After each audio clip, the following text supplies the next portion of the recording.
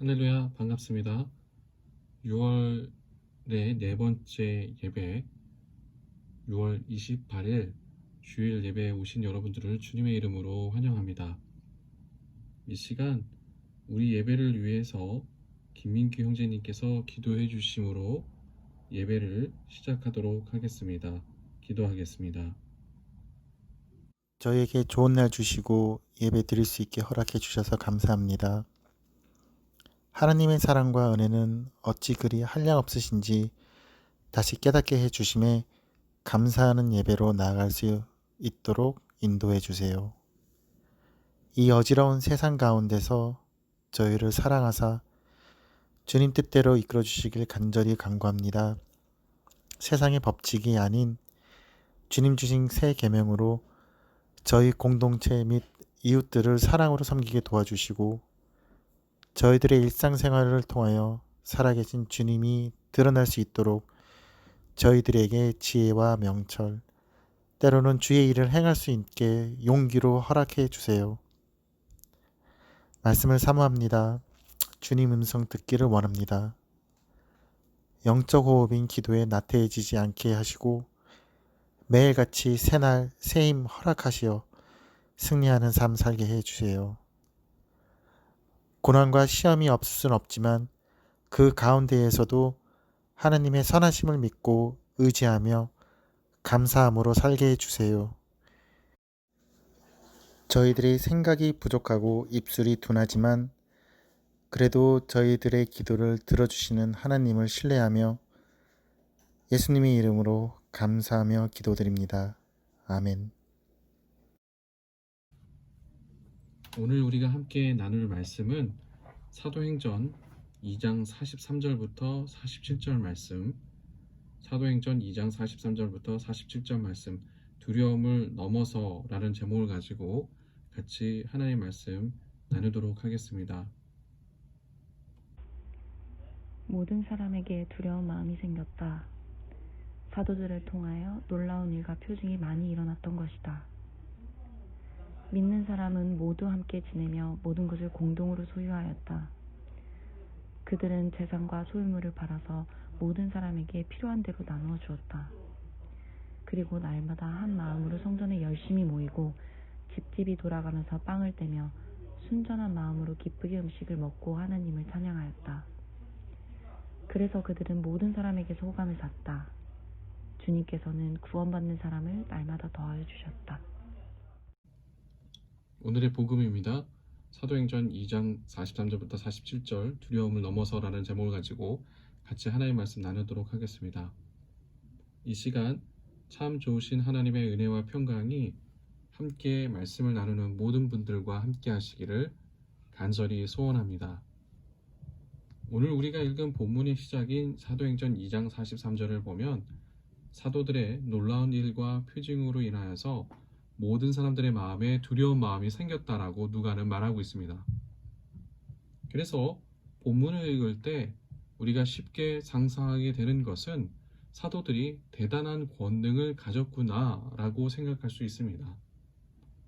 실제로 사도행전 3장을 보면 베드로는 날 때부터 걷지 못했던 사람을 일으켜 세우는 기적을 행합니다.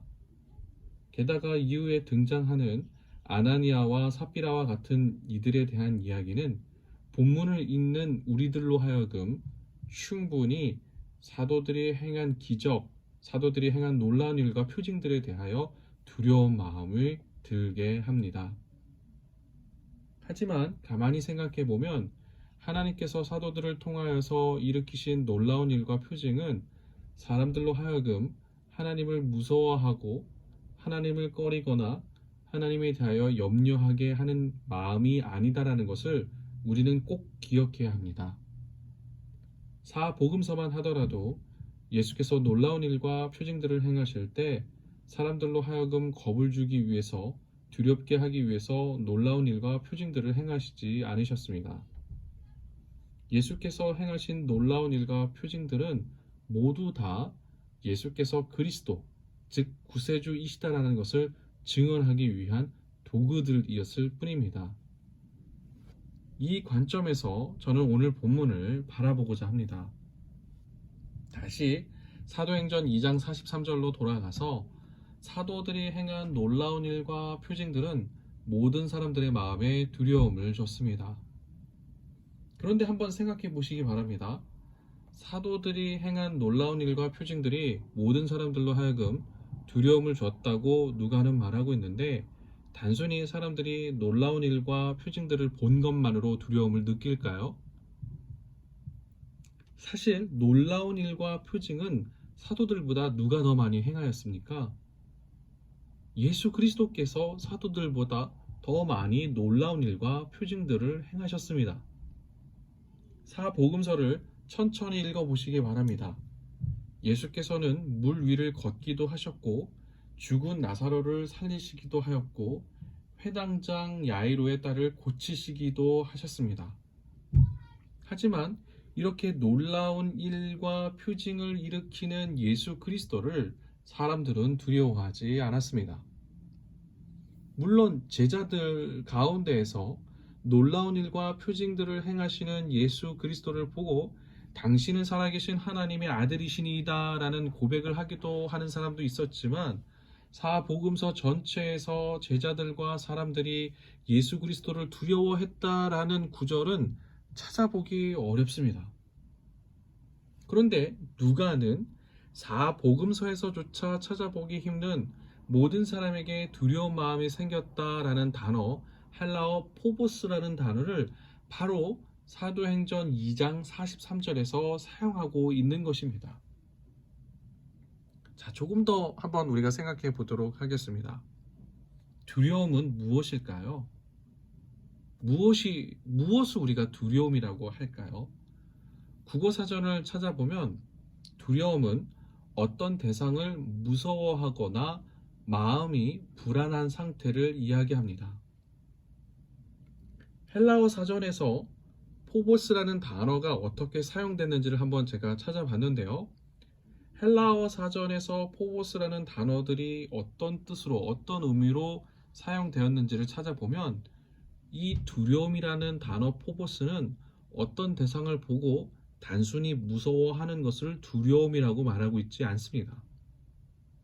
성경에서 말하는 두려움은 자신이 지금까지 여겼던 것들, 자신이 지금까지 전부라고 여겼던 것들이 무너지게 되는 것을 두려움이라고 말하고 있습니다.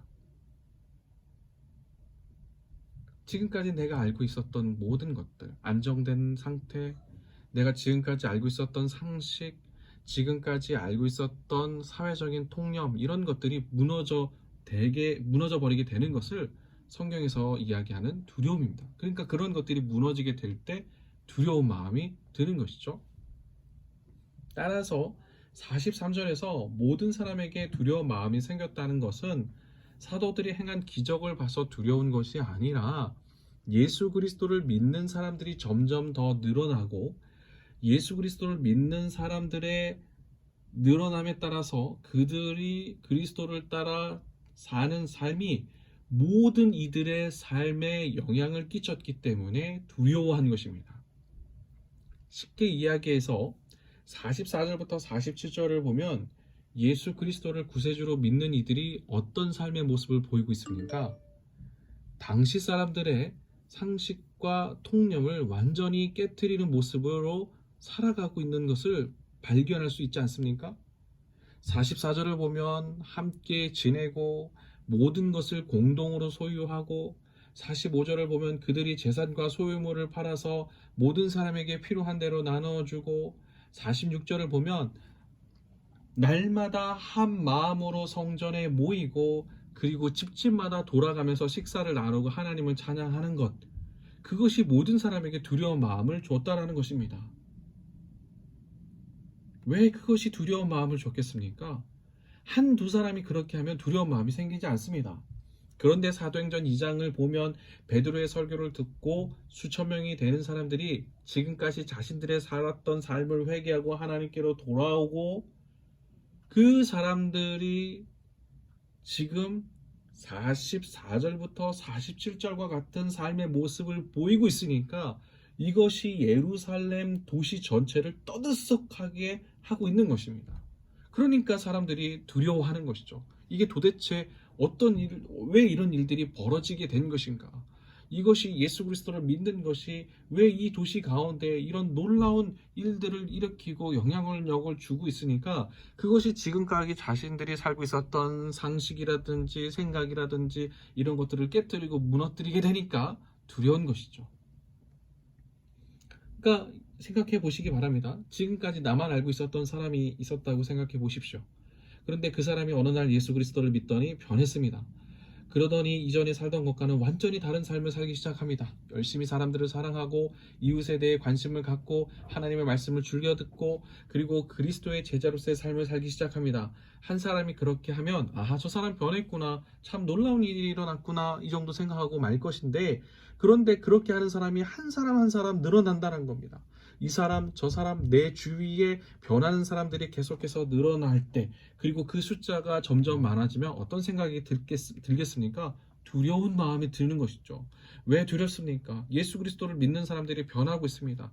예수를 믿는 이들이 지금까지는 예수를 믿지 않는 나와 같은 생각을 했습니다. 그런데 예수를 믿는 이들이 예수를 믿음으로 말미암아서 이들이 하나님 나라 생각을 하고 예수 그리스도의 제자로서 행동해서 내 주변을 둘러싸을 때 그게 얼마나 두렵겠습니까? 캐나다와 한국을 비롯해서 많은 그리스도인들이 이 세상에 하나님의 백성이라면서 살고 있습니다. 하지만 하나님의 백성이라고 하지만 삶의 양식이 하나님을 믿지 않는 이들과 똑같으면 그리스도인들은 이 세상에 아무런 두려움이 아닙니다. 아무런 두려움을 줄 수 없습니다. 너나 나나 어차피 거기서 거긴데 하나님이 계시기는 하냐? 이런 이야기를 듣겠죠. 그런데 그리스도인들이 정말 신실하게 성령의 인도하심에 따라 살아간다라고 생각해 보시기 바랍니다. 그리고 그런 사람들이 점점 늘어갑니다. 정직하게 행동하려고 하고 가난하고 연약한 이들에게 관심을 갖고 그들을 지켜주려고 하고 사랑하기 위해서 애를 쓰는 모습의 사람들이 늘어난다고 하면 그것이 얼마나 두려운 일이겠습니까?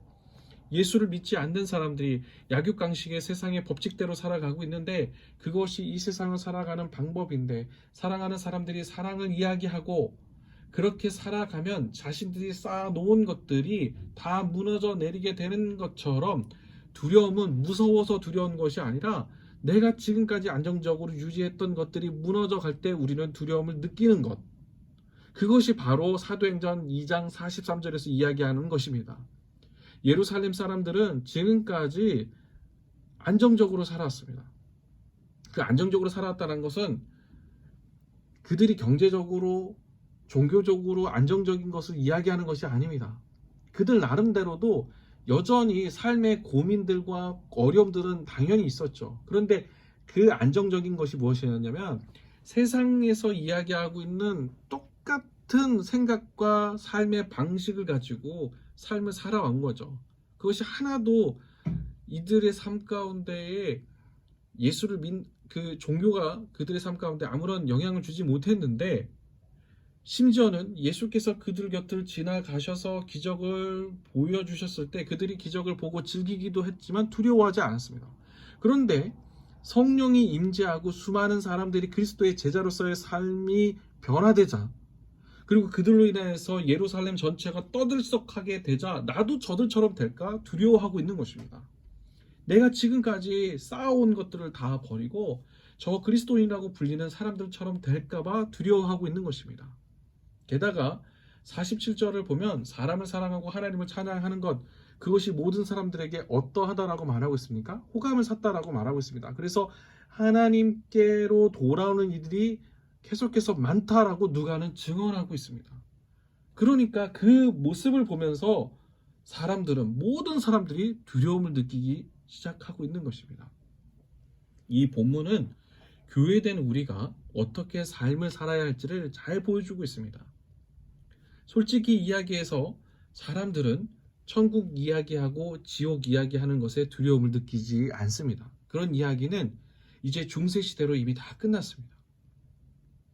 방언하고 귀신을 쫓아내고 이런 것들 역시 일시적으로 사람들로 하여금 무섭고 두려움을 느끼게 할 수 있을지언정 그들이 진정으로 변화되고 진정으로 하나님의 나라의 사람으로서 인도되어지고 삶을 변화되게 하지 못합니다.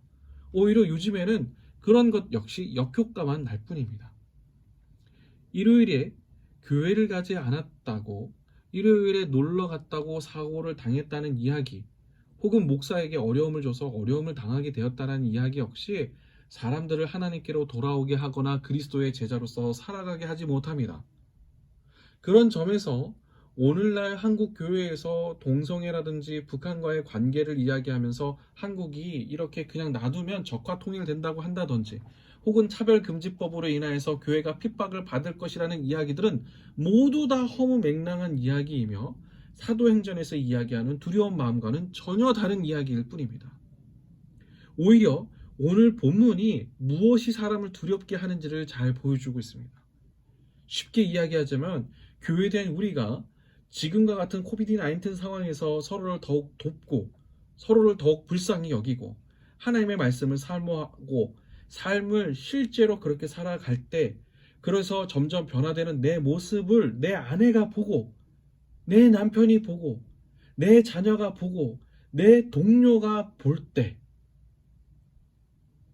야, 이 어려운 상황 가운데서도 저 사람이 정말 하나님의 백성으로서의 삶을 살아가는구나, 정말 그것이 정말 두려운 일이구나, 나 역시 저렇게 변화될까봐 두렵다, 그렇게 내 주변, 나부터 변화돼서 내 주변에 있는 사람들에게 영향력이 끼쳐져 갈 때 사람들은 두려움을 느끼고 하나님께로 돌아올 것입니다.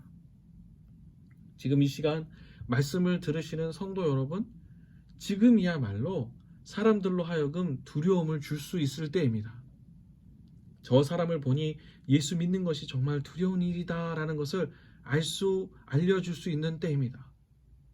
나도 저렇게 예수 믿는 사람처럼 될까 두려워. 그런데 궁금해. 세상은 저 사람처럼 살면 망하는데, 저 사람처럼 살고 싶다. 이런 두려움을 이 세상 가운데 우리 주변에 있는, 적어도 내 주변에 있는 사람들부터 이런 두려움을 이 땅 가운데 줄 수 있도록 우리가 기도하고 우리 로고스 교회 공동체부터 그렇게 살아가시기를 간절히 주의 이름으로 축원합니다. 저도 그렇게 살아가겠습니다. 말씀을 듣는 여러분도 그렇게 살아가시기를 소원합니다. 두려움을 넘어서 살아가는 저와 여러분이 되시기를 축원합니다. 주신 말씀을 가지고 말씀을 닫는 기도를 드리겠습니다. 하나님, 그렇습니다. 우리는 지금까지 하나님을 믿어 이 세상 사람들 가운데 두려움을 주는 것이 내가 어떤 능력을 행하는 것이 하나님의 백성으로서 이 세상 가운데 능력을 행하고 사람들을 돌아오게 하는 것이다라는 하는 것으로 착각하였습니다. 그런데 오늘 본문을 보니까 그런 것이 아니라 우리의 삶이 변화되어지고 그렇게 변화된 사람들이 점점 늘어갈 때 그것이 모든 사람들을 두려워하게 하고, 그리고 그들이 하나님의 백성으로서 돌아오게 하고 오는 것을 우리가 보게 됩니다. 하나님, 우리가 그런 삶을 살 수 있도록 도와주시옵소서. 특별히 우리 로고스 교회 공동체, 이 말씀을 듣고 있는 한국과 또 여러 지역에 있는 우리 모든 이들에게 이 말씀을 통하여서 그런 삶을 살 수 있는 용기를 부어주시기를 간절히 소망합니다. 예수 그리스도의 이름으로 기도합니다. 아멘. 지금은 전능하신 하나님의 은혜와 우리 주 예수 그리스도의 사랑과 성령의 감동 감화 충만하심이 그렇게 살아가기를 원하는 로고스 공동체 각 사람 위에 함께 하시기를 간절히 축원하옵나이다. 아멘.